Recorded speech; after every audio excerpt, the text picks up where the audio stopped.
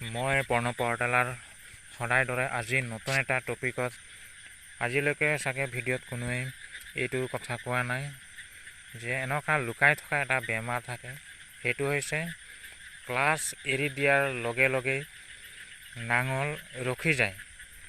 Class এৰিলেও gear লগাই পিনে গাড়ীখন যাব লাগে, নাযায়।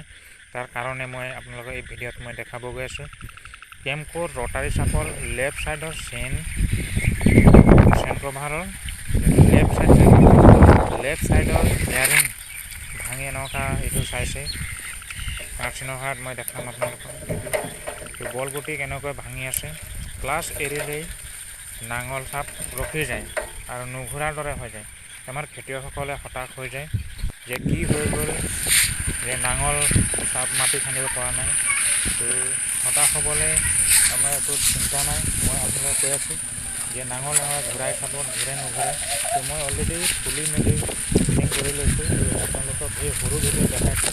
নাঙল নুঘূৰিলে আপোনালোকে সদায় মন কৰিব, নাঙল চাব, ঘূৰাই চাব বা আপ ডাউন কৰি চাব প্লে আছে নেকি। প্লে যদি আছে সেই সময়ত আপোনালোকে বেয়াৰিং লেফ্ট ছাইডত থাকে এইটো চেঞ্জ কৰি দিব। এইটোৰ কাৰণে আপোনালোকৰ ক্লাছ এৰিলে নাযায়।